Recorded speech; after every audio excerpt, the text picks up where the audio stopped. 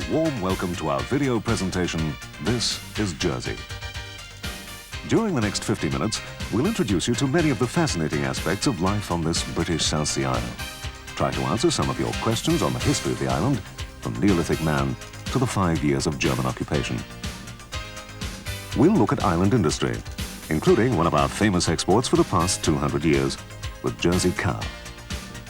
Today, one of our main sources of income is tourism, and we'll show you the numerous attractions you can discover, whether you travel by coach, bus, hire a car, or prefer a leisurely walk through our beautiful countryside. The island is surrounded by interesting bays, each with their own individuality, and you'll be pleasantly surprised how far your money will go in a superb shopping centre. But keep an eye open for our money. The colour of the notes could be confusing. There are also many top-quality restaurants and nightclubs, plus numerous other places of special interest to the tourist. So sit back and join us in a colourful conducted tour of the island of Jersey.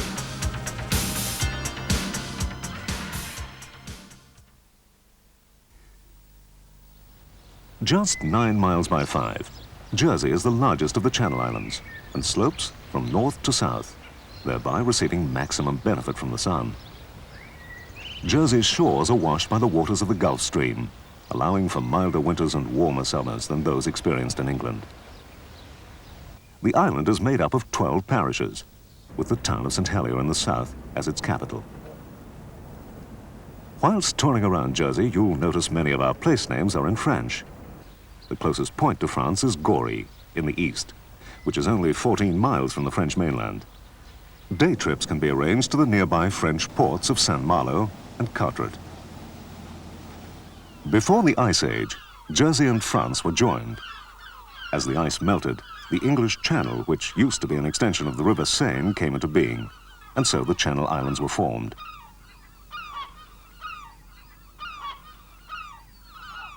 The remains of the great forest in St. Juan's Bay, which is only uncovered at low tide, is a reminder of this former link. Man is known to have inhabited Jersey for 100,000 years. He lived in caves such as Le Cotte in the parish of St. Brelard, where many of his artifacts were found. The most impressive remains were left by Neolithic man between 4000 and 3000 BC, and dolmens and menhirs have been found all over the island.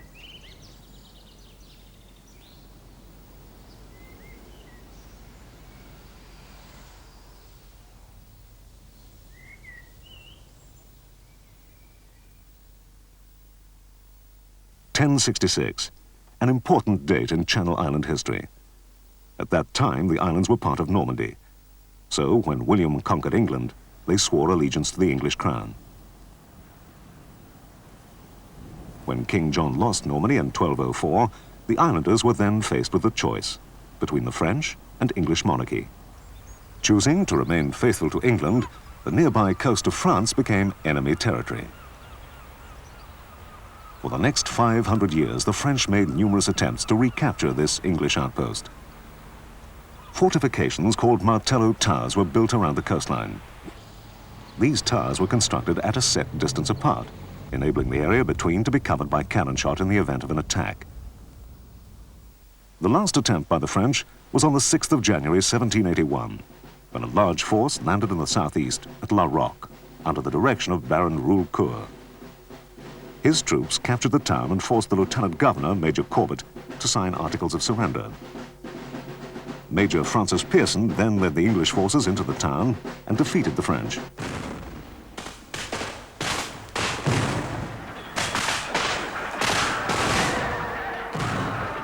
During the conflict, Pearson was killed.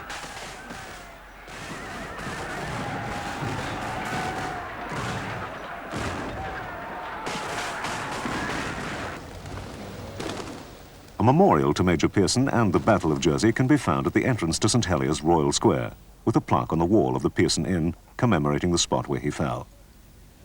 The French never tried again, and soon after, peace between England and France made the island safe from invasion until the German occupation in 1940. As previously mentioned, Neolithic man left many dolmens in Jersey, the most famous of these being La Hougue B. This huge 40-foot-high mound contains one of the better preserved burial sites in Europe. Modern-day builders can only marvel at the tremendous task faced by Neolithic man. Great slabs of stone had to be transported by pure strength up the hill to the site. The largest of the capstones, which forms the roof, weighs over 25 tons, and the passage leading to the great chamber is 33 feet long. From remains found in this chamber, it's possible to place the height of the occupants at only 4 feet tall. Other items discovered include pottery, beads, stone weapons, implements, and oyster shells. On top of the mound, 2 chapels have been built. Although they share the same roof, the chapels are from different centuries. Notre-Dame de la Clarté dates from the 12th century, whilst the Jerusalem chapel was built about 1520 by Dean Mabon, after returning from the Holy Land. La Hougue B is open to the public during the summer months, and visitors can spend a few enjoyable hours inspecting the legacy of a bygone age in the dolmen. The other exhibitions include a geology room and archaeological displays. In the grounds, an agricultural museum displays farming utensils from the 19th century. A carriage complete with old photographs and uniforms traces the history of Jersey's railway past.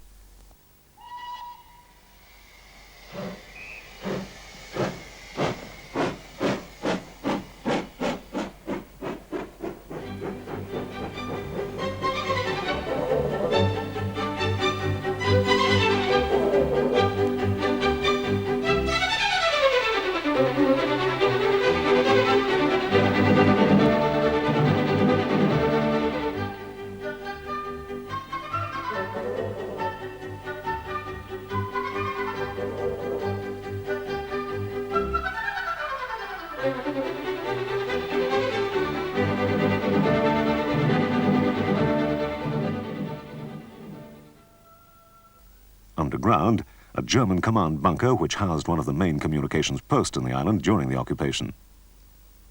Situated together in one small area, this is a wonderful exhibition to capture the interests of all ages. A different beach for every day of your holiday. This is Jersey's proud boast. From wide open expanses of golden sand to small secluded bays, where it's still possible to find peace and quiet. Working our way westward from St. Helier, we find St. Aubin's Bay. This is a safe, sandy beach for children, and excellent for sunbathing and relaxing. Golden sands, clear blue seas, and good amenities. That's what makes St. Brelard one of the most popular bays in Jersey. Ideal for surfers, St. Juan's Bay stretches the full length of the west coast. Atlantic rollers pound the shoreline on this unspoilt and romantic part of the island. The north coast is full of small secluded bays. Clermont, Grève de Lec, Bonnuy, which was a favorite spot for smugglers, plus Bully Bay, and the quaint picturesque hamlet of Roselle. The fishing fleet used Roselle in the early days when oyster catching was at its height.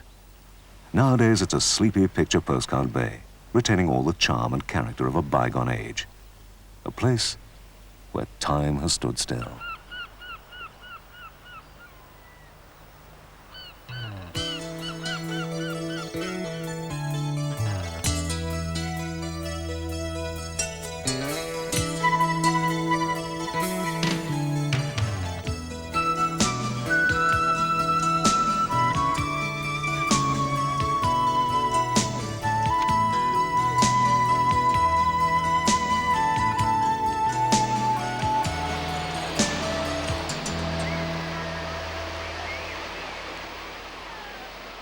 Most of Jersey's beaches are safe for swimming, but the tide does come in fast, especially on the east and south coast, where some of the greatest tidal movements anywhere in the world have been recorded.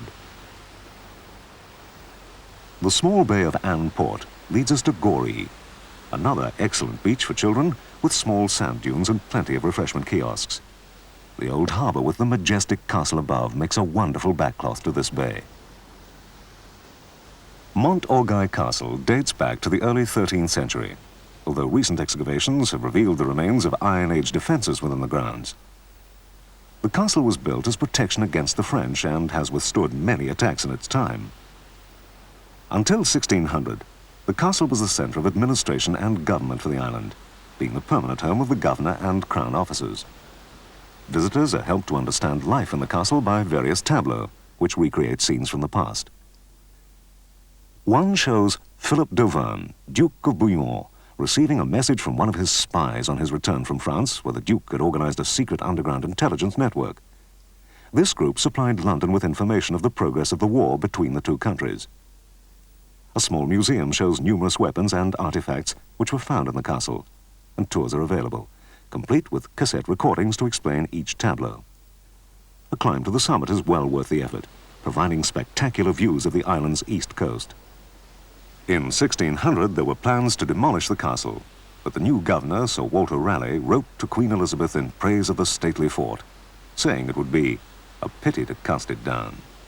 Even so, Sir Walter moved the governor's house to the new castle being built by military engineer Paul Ivy in St. Albans Bay, which he named Fort Isabella Bellissima in honor of Queen Elizabeth I. Elizabeth Castle was built as a defense for the town of St. Helier against attacks by the French.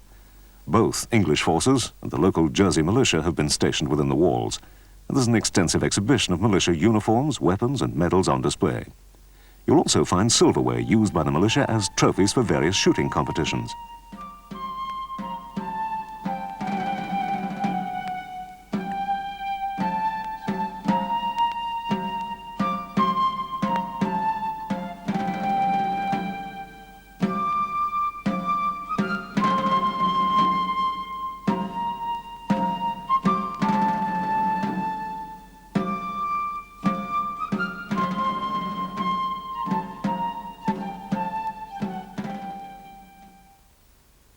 Many of the original cannon can be found in the granite and gunpowder display, including a replica of a mortar used during the second siege of the castle from October to December 1651. The display of artillery is brought up to more modern times with the inclusion of a German anti-tank gun from 1940. A recent innovation is the firing of the noonday gun. This custom has been revived during the summer months to remind us of times long past, before watches were invented. At low tide, this castle can be reached by foot along a narrow causeway. When cut off by the water, frequent trips by landing craft allow the visitors access. Some 300 yards along the breakwater lies the Hermitage Rock. It was here that St. Helier lived for 15 years from 540 AD until he was killed by sea raiders. Both castles have been restored to a high standard and are among the finest in Europe open to the public. They're floodlit during the summer evenings, and many postcards are sent worldwide showing Montorgueil and Elizabeth Castle by night. Jersey has its own totally independent parliament, known as the States, made up of 12 senators and 29 deputies, plus 12 constables, one from each parish. With no party politics, every person who stands for election has to pay his or her own expenses and tries through open meetings to persuade the public to vote them into the States. Once elected, the successful candidate receives no payment, as it is a true labor of love. The bailiff, who is appointed by the Crown, presides over the royal court and acts as Speaker of the States. Good evening, welcome to the meeting. Now, before going on to the official business of the meeting... Each parish has its own form of government, comparable with councils. The island also has two police forces, uniformed and honorary. The honorary officers are elected by the residents of each parish, and their powers are limited to their parish boundaries.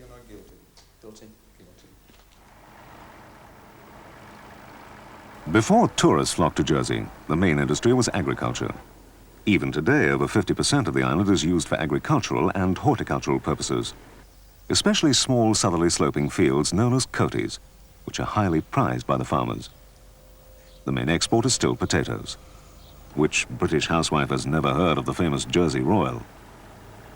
Early potatoes always command the highest prices, and in an endeavor to be the first in the market, the local farmers have come up with some interesting new ideas. Anyone arriving by air from February to April could be forgiven for thinking half the island was underwater, with field upon field covered with polythene sheeting. These sheets give a greenhouse effect to the soil. Therefore, the soil temperature is higher, and plants grow faster, and the crops arrive earlier. A secondary benefit is, of course, protection from frost. The Jersey cow is famous the world over for its exceptionally high milk and butter yield. No cattle have been imported into the island since 1789. With careful breeding, the Jersey herds have produced one of the most beautiful-looking cows to be found anywhere. Some farms have now opened up to the public, and these are well worth a visit. Jersey farmers are a breed apart, and if you enter into a conversation with one, it'll keep you amused for hours with stories from the past.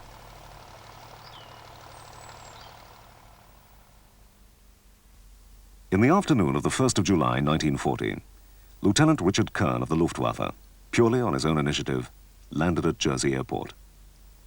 From his reconnaissance plane, he'd seen the white flags of surrender being flown all over the island and decided to investigate. The occupation of the Channel Islands had begun. For the next 5 years, Jersey was to experience many hardships under the rule of the jackboot. German became a compulsory subject in the schools, and the Reichsmark took the place of sterling. The regulation which caused most problems was an overnight switch to driving on the right-hand side of the road. Many accidents occurred during the first few weeks. Over 1,200 people were deported to camps in Europe. All but 45 returned safely. Many locals also tried to escape by sea, and 56 are known to have been successful. Hitler decided to turn Jersey into an island fortress with a garrison of 11,500 troops. Thousands of tons of concrete were used to build the bunkers which appeared on every section of the coastline. Many of these remain today as a silent reminder of the occupation.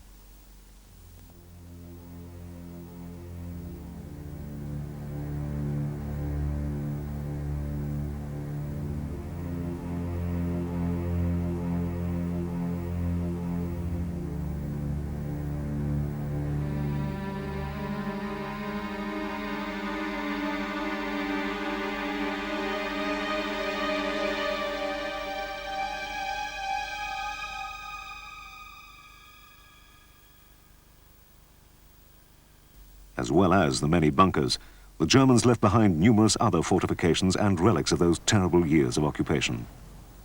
The most evocative reminder is the vast complex of the German underground hospital at Meadowbank, St. Lawrence. Started in the darkest days of 1941 and abandoned only weeks before D-Day, the underground hospital is an amazing construction, hewn from solid rock by thousands of forced laborers working in the harshest conditions.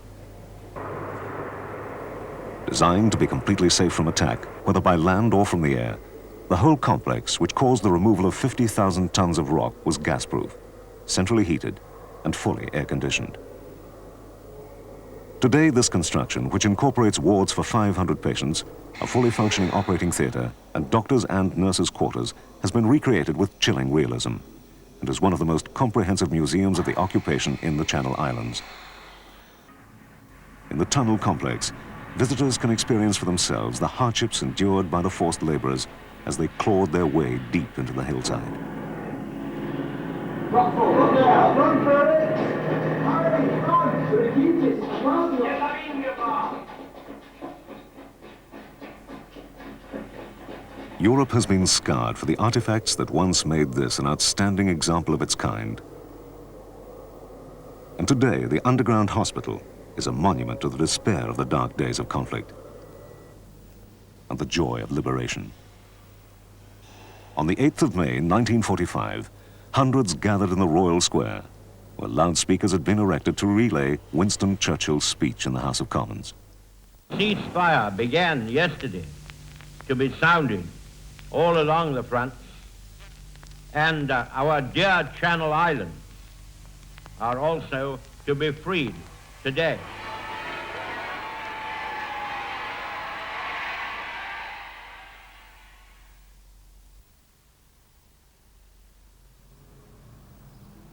The Jersey Museum in Pier Road, which is run by the Heritage Trust, is a must for all visitors interested in history. The building was opened in 1895, and some of the permanent displays include the Lily Langtry Room, where her jewelry, clothing, and many portraits and photographs can be seen.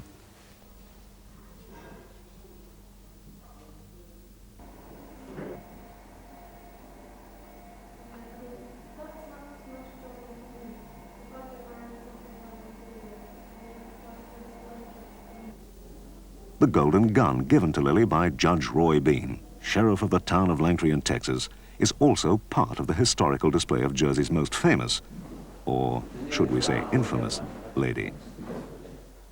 A maritime room displays trophies won by T.B. Davis with his many racing yachts. Alongside, an exhibition shows the strong island connections with the sea,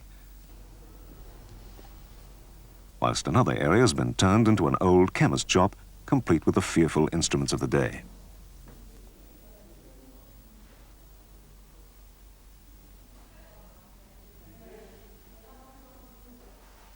The most valuable item in the museum is the solid gold torque, which was discovered by workmen in 1889 whilst digging foundations for a house in St. Helier.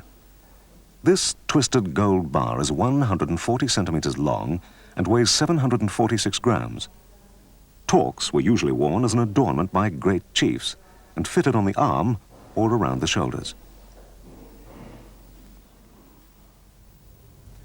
One of the most enjoyable ways of spending a beautiful summer's day is discovering the many coastal walks. Although there are walks on all 4 coasts, the most popular are the cliff paths on the north of the island.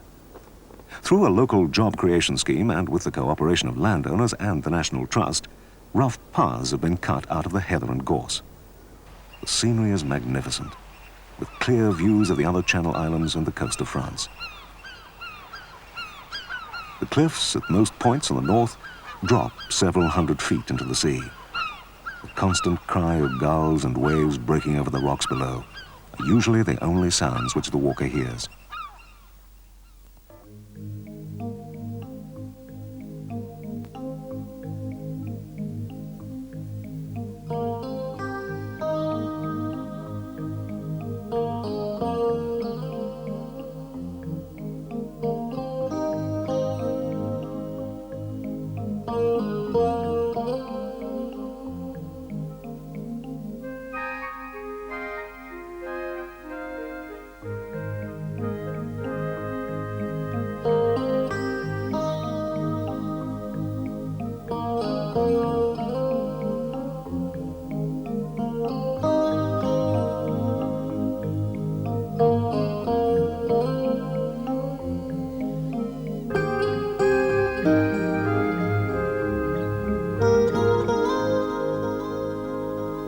If you are quiet and stand still for a few minutes, you may be fortunate enough to see a few of the multitude of rabbits which inhabit the area. Small birds and other forms of wildlife add to the beauty of these walks, whilst wildflowers create a mass of color at certain times of the year.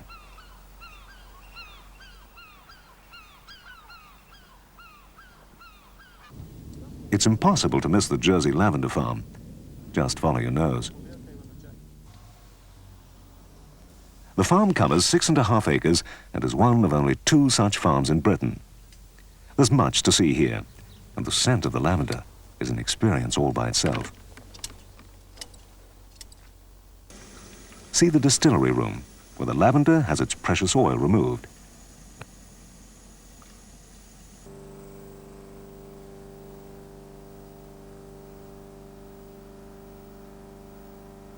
Then follow the various stages of blending until the famous Jersey lavender eau de toilette is bottled and packed, ready for the shops.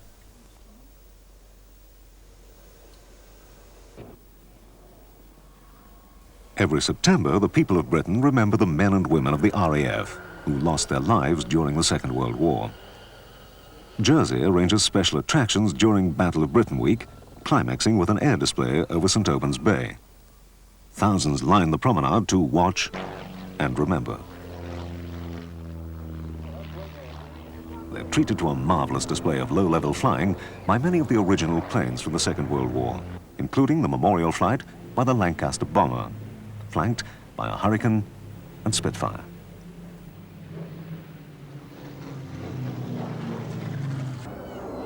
Hundreds of children, too young to remember the war years, have come for only one reason: the Red Arrows.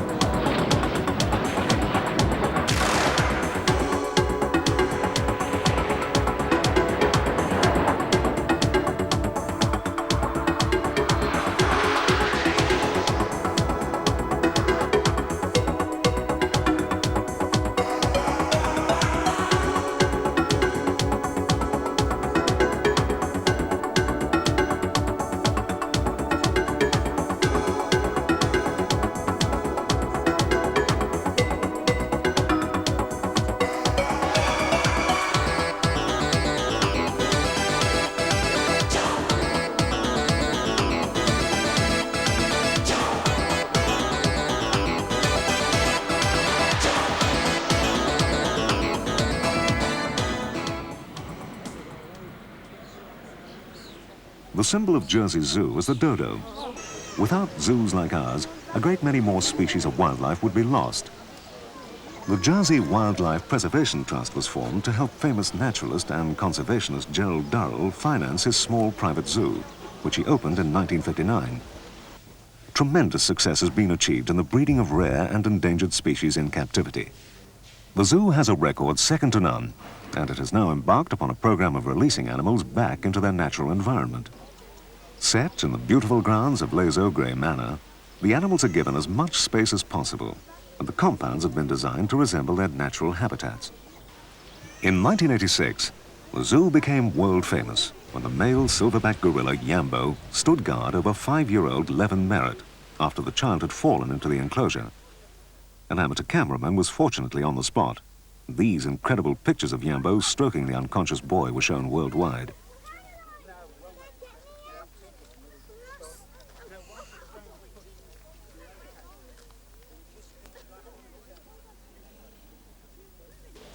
Yambo is also one of the zoo's success stories as far as breeding is concerned. This 28-year-old gorilla has to date fathered 16 children, and the babies are a major attraction as they play in their extensive compound.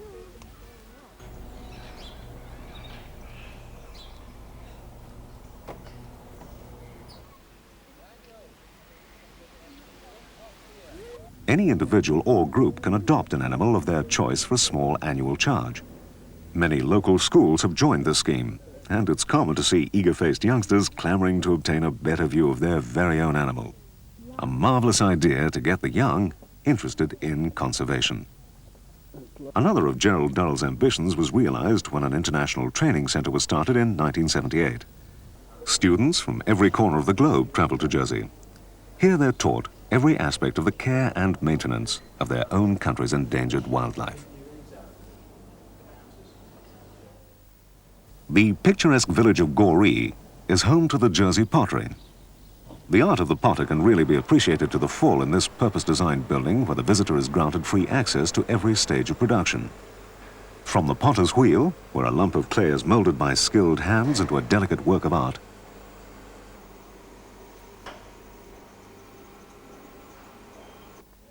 to the painting room, where artists still hand-decorate each item, which in effect makes every piece an original.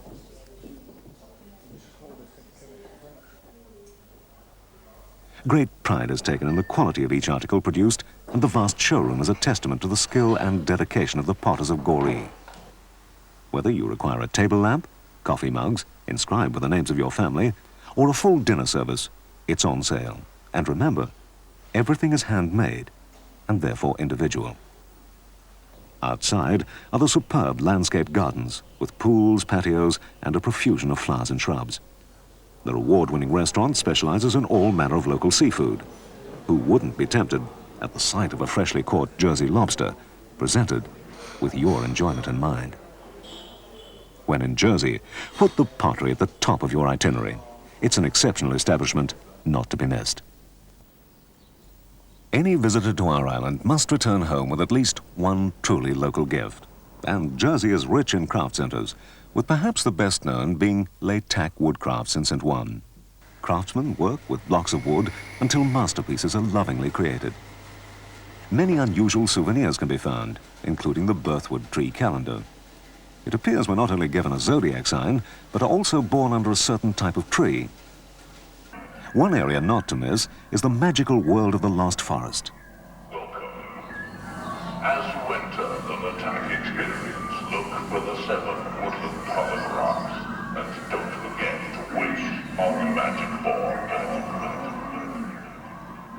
Here, children can explore and learn the secrets of the touchwood tree. I am the spirit of the magic ball. Touch me gently, make a wish.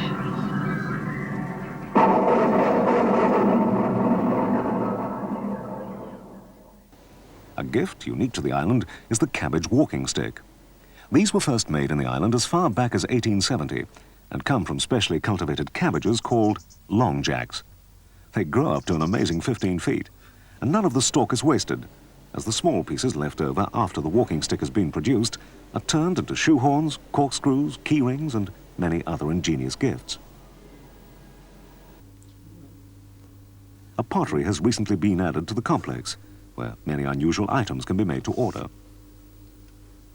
Whilst in St. Juan, a visit to Jersey goldsmiths, known as the Gold Centre, is essential. Their showroom displays the largest range of gold jewellery and gifts in the Channel Islands. Here, craftsmen demonstrate the fascinating skills of the goldsmith, working on a variety of items that result in a gift unique to the island. Popular with the visitor is the nearby restaurant, where light snacks or a full meal can be enjoyed throughout the year. The parish of St. John also boasts a centre of attraction for the visitor looking for that different gift.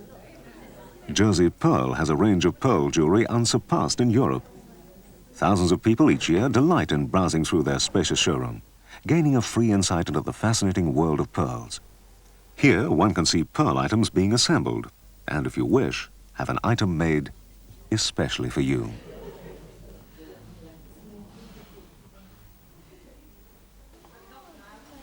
During the visit, take advantage of a relaxing meal in their in-house restaurant, where facilities to keep the children entertained are available. Leisure and pleasure are important parts of any holiday, and the island caters for the interests of its holidaymakers in a big way. Dominating St. Heliers skyline is one of Europe's most comprehensive entertainment, sport and conference centres. Built around a Napoleonic fortress, Fort Regent offers major attractions throughout the year. The rampart walks can be reached by convenient cable cars. From here, excellent views over the town and south coast can be seen. Setting the scene for some of the best entertainment in the island, the Piazza area hosts regular live stage shows. Children are not forgotten with a host of exciting and entertaining attractions.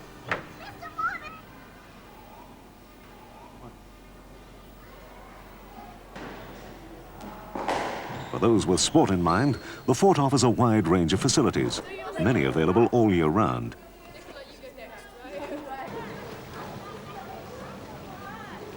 With restaurants, bars and an evening discotheque, Fort Regent can offer you a whole world of exciting entertainment. Although nearly every sport is played in Jersey, there's obviously a great emphasis placed on water-related activities. St. Oban is the centre for water skiing, with equipment and speedboats for hire. Tuition is on hand if any visitor wants to try something totally new and exciting. The bay is ideal for this sport, wide and void of dangerous rocks.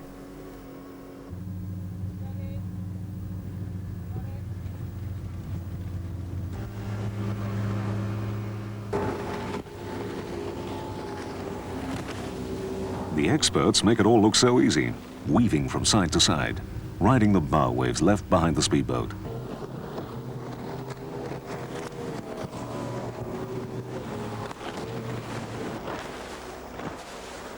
Surf jets are also available for hire.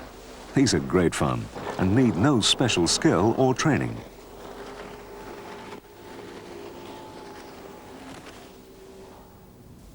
Underwater swimmers are catered for at Bully Bay.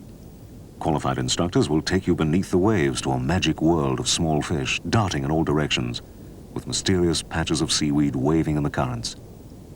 Aqualung diving is a wonderful pastime, as long as you obey all the golden rules.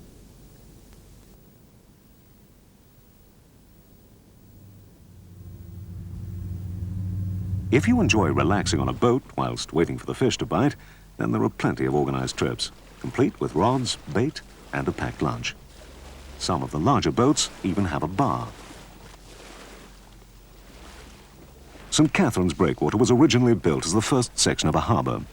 It was never finished, and today is a paradise for the angler. Annual fishing competitions are held here, and many large catches are recorded. St. Catherine's is also the home of one of Jersey's main sailing clubs, an extremely popular sport in the island.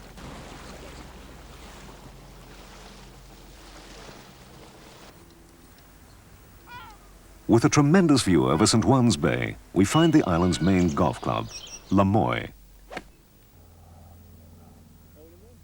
The Jersey Open tournament is now part of the circuit for many of the top golfers.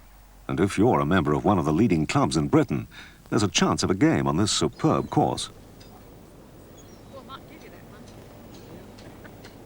The new clubhouse is of a standard which puts Lemoy in the top bracket in Europe. Definitely not a course for the beginner. They're catered for on the smaller ranges. In 1938, one of Jersey's main benefactors, T.B. Davis, gave the States a large area of land just outside St. Helier in memory of his son Howard, who'd been killed in the First World War. Howard Davis Park is now the island's foremost park and welcomes thousands of visitors every year who are in search of peace and tranquility. These beautifully maintained gardens have been superbly landscaped with a small lily pond, numerous walks, and a colourful and fragrant rose garden. The park is a mass of colour at any time of the year, with an army of gardeners constantly changing the intricate arrangements.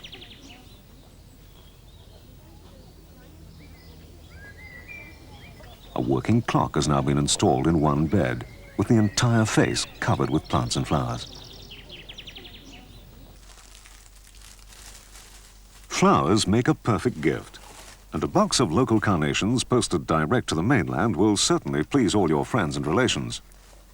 Located in St. Juan, you'll find Sunset Nurseries, specializing in producing some of the island's finest blooms.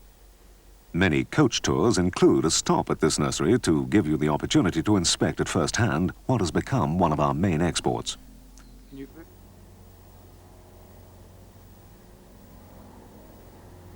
Over 1 million flowers are grown each year at this nursery alone.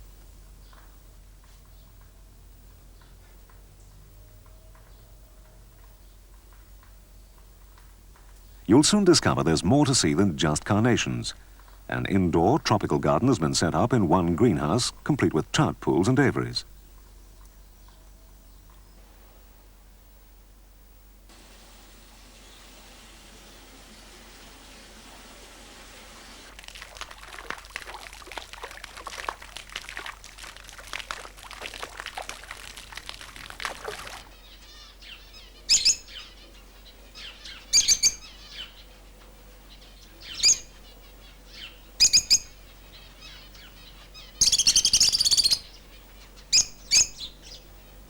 Whilst on the subject of flowers, every August, Jersey shows off its great array of blooms by staging the Battle of Flowers. In true carnival atmosphere, and to the accompaniment of numerous visiting bands, the floats parade around the arena.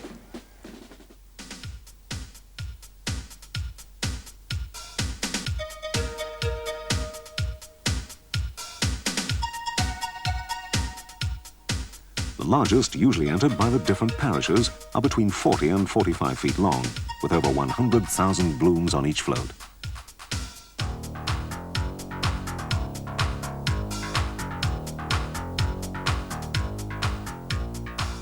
They each depict a different theme and are judged depending on size and type of flowers used. Most are decorated in cultivated blooms, whilst others use wildflowers, with a special class for floats covered in paper flowers.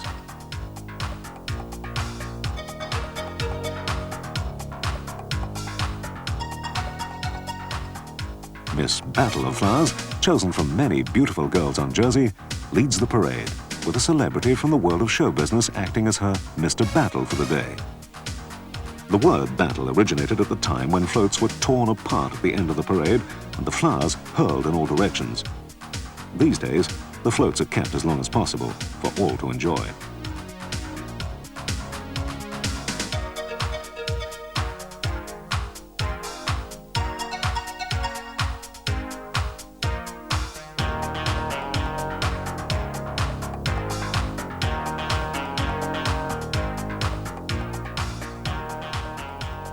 Most remain in the floodlit arena during the evening to allow the crowds to make a closer inspection of the floral masterpieces.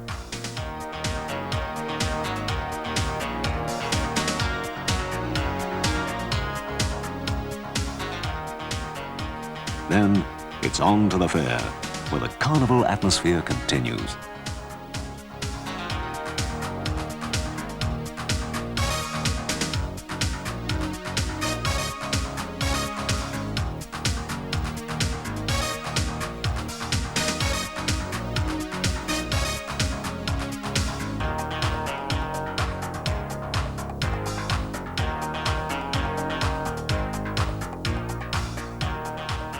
If you haven't worn yourself out sunbathing or visiting one of our many attractions, your hotel staff will be delighted to tell you about Jersey's glittering night spots, featuring international cabaret stars and favourite artistes who return to the island year after year. Whether your taste is for the music of the minstrels, lavish Parisian extravaganzas, or first-rate theatre productions, you'll find what you want in Jersey's nighttime scene. For the young at heart, there are discotheques where you can enjoy the latest sounds into the early hours of the morning.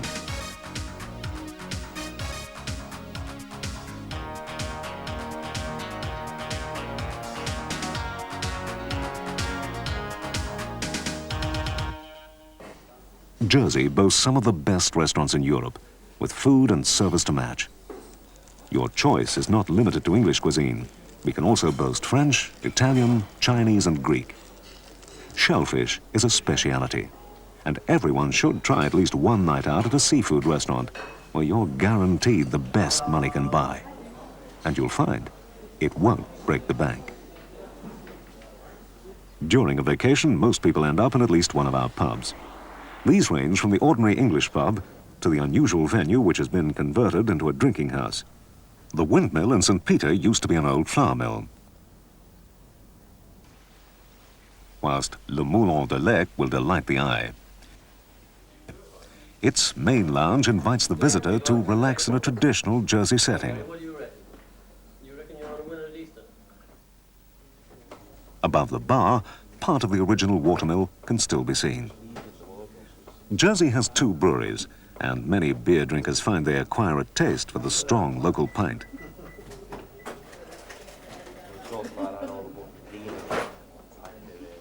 As we've already seen, Jersey restaurants have a standard which would rate highly anywhere in Europe, if not the world. Unique to the island is the annual Good Food Festival. Any restaurant or establishment serving food to the public may voluntarily enter, and a team of international gourmets pay a surprise visit and sample the fare on offer. For a week in May, the judges circulate, choosing dishes from a la carte and set menus. Many restaurants have special dishes or even whole gourmet menus which they feature for the week, and thousands of locals and tourists flock to their favorite restaurant to sample the many mouth-watering recipes. These are nice. This is a nice mosaic on here, all laid on. The judge's opinion of the catering standard is measured by presenting winning establishments with an award in recognition of their culinary achievements. The arts are most certainly alive and well in Jersey. Drop into the Arts Centre in St. Helier, and you may be fortunate enough to find one of their many and varied concerts being staged during your stay. Opened in 1983, the centre includes the Benjamin Meeker Theatre, which regularly features local and overseas artists in mime, dance, plays and musicals. The centre prides itself on the varied programmes on offer. Enjoy an excellent lunch in the bar, then visit the Burney Art Gallery upstairs, where local artists and photographers are given the opportunity to exhibit their work. If one of the excellent array of pictures takes your fancy, it's usually for sale. Shopping in Jersey is paradise for the visitor with an eye for a bargain. The shops are free from VAT, and the duty on many goods is less than in the UK. Most people spend a few days of their holiday browsing around the stores, many of which stay open until 9 or 10 at night during the summer months. And remember, friendly service and advice is always on hand to help you find that exclusive present. Careful selection amongst the long line of jewellery and perfume shops need not place too much strain on the plastic card or checkbook, as a great deal of money can be saved on mainland prices. Many stores display both the Jersey and UK price as a guideline. The low tax on alcohol and cigarettes makes prices very attractive. Just be certain to ask what the legal duty-free allowance is to save embarrassment at customs. One of the beauties of shopping in the heart of St. Helier is the paved precinct. This means traffic-free movement between shops, which is a great help when young children are present. Shopping can be hard on the feet, and some cafes have spread tables and chairs across part of the precinct close to their premises to enable the weary shopper to have anything from coffee to moule or crepe in true French fashion. Like many towns in Britain, St. Helier used to have a weekly market, which was held in the Royal Square. and where the country folk could bring their fresh produce to sell. Now we have a grand Victorian building which houses the colourful stalls, displaying all manner of fruit and vegetables. Early birds can witness the farmers delivering their Jersey fresh crops, and the quality and quantity is always of the highest standard. Smell the freshly baked bread and listen to the strange tongue of the Jersey French patois as the older generation of stallholders discuss the prices. Glance upwards at the glass dome which has withstood 100 years of weather. Make a wish and throw a coin into the fountain. It all goes to charity. We are proud of our Jersey fresh produce, and at various times of the year special stalls are erected and samples of Jersey fresh recipes are distributed to the passers-by. Across the road in Beresford Street, we find the fish market.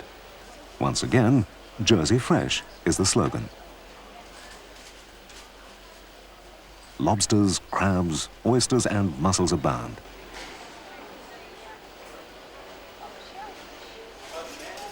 Being so near to France, the island has always had strong connections with its closest neighbour. Many Jersey parishes are twinned with French towns, so it should come as no surprise to find a 12-day annual festival featuring all that is best in France. Whole streets are blocked off from traffic, and stalls appear on the pavements selling crepe, wine, French bread and delicious pastries. And to finish, why not try a glass of Calvados, the special French apple brandy?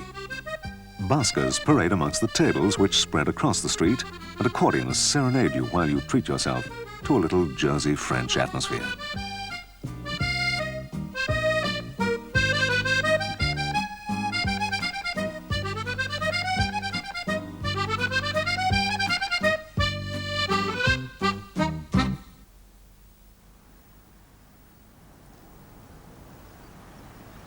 Yes, this is Jersey. And I hope you'll have found this brief glimpse an entertaining and interesting guide to the treasures and pleasures of our lovely island. Thanks to William the Conqueror, Jersey is different, and long may it stay that way.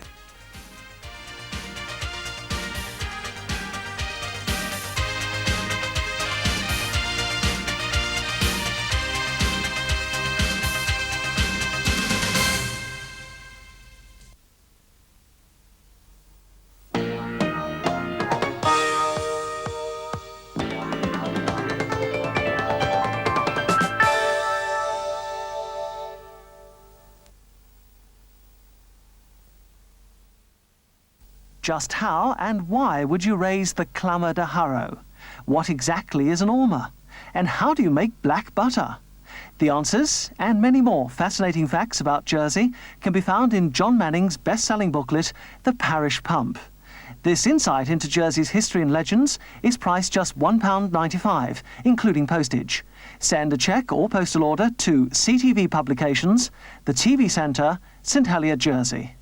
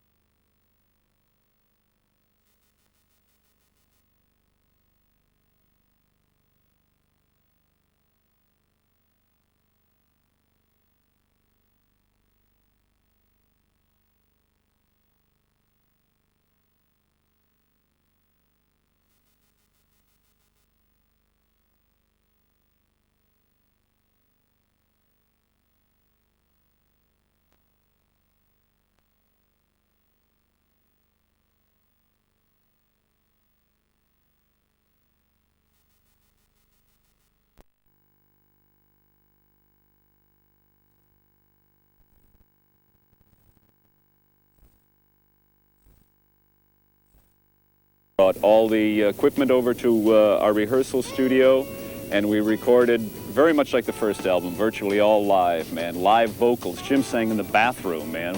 We got bathroom echo on it. He'd be in the bathroom, we'd be in the little rehearsal room. We put it all down right then, right there.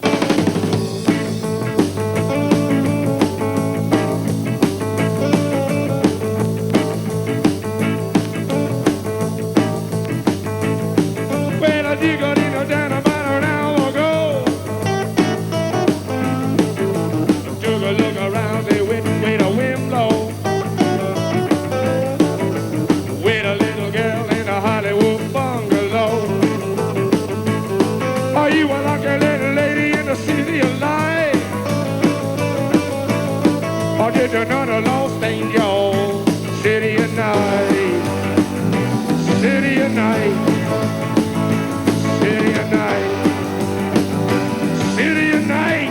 Whoa,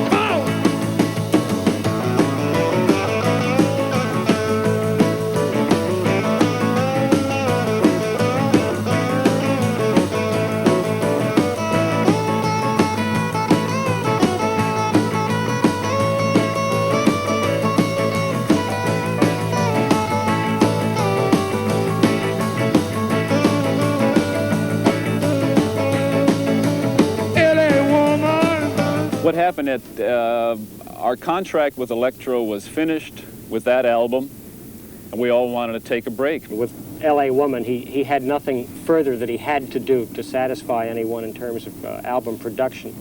And he thought that that would be a perfect opportunity to get away from Los Angeles. He didn't go to get away from any enemies or any particular set of circumstances. He went more to escape his friends and his popularity. He could not walk down the street and be anonymous, even with the beard. He was constantly recognized and constantly confronted, and there'd always be a trail. If he walked long enough along Sunset Boulevard, no matter what stage of his career you chose, there would be a throng of girls following him down Sunset Boulevard. And I think that pressure contributed a lot to his move to a foreign country. But strangely enough, he was almost as famous in Paris as he was Los Angeles, and he really couldn't get away from being Jim Morrison, rock star singer of The Doors. Hey boss, there ain't much time, is there? No. We ain't got long to go, no.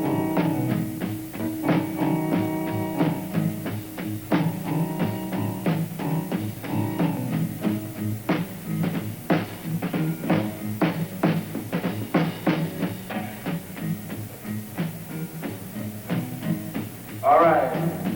After Jimmy and Janice died, he got a lot of mail saying, God, please be careful, Jimmy and Janice, and please be careful, we care so much about you, and he laughed it off, you know, and then he went around town going, you know, first Janice, now Jimmy, you're drinking with number 3. We'd rehearse every once in a while, maybe get together 2 times a week, working on some songs and stuff, and just waiting for Jim to come back, man. But as we all know, Jim Morrison never came back from Paris. I don't think he was just the pressures of fortune and fame. He was just meant to pack it all into 27 years, you know. Just make a big impact and goodbye. He packed 50 years of living into 4 or 5 years of performing time. And he gave it for everybody. And he didn't ask for anything in return except read my lyrics. So I'm not praising him for drinking. What I'm praising him for is for going out there on the edge, because someone's got to do it for us chickens back here. I think a really big superstar who's always in the public eye and who is always sort of on the edge is really living for us all. You know, he's not living for himself anymore. He's living for us all, and we can all vicariously get off on that person, you know. But in the process, he loses his own self.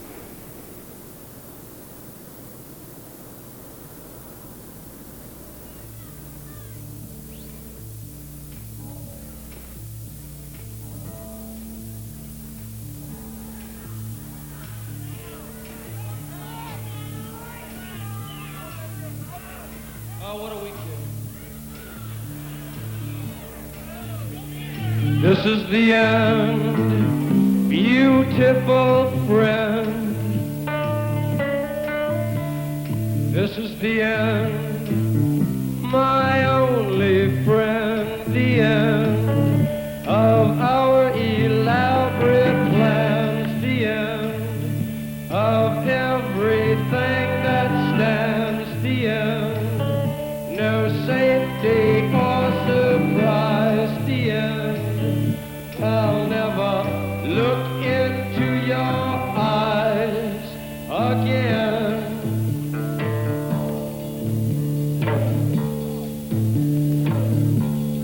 Can you picture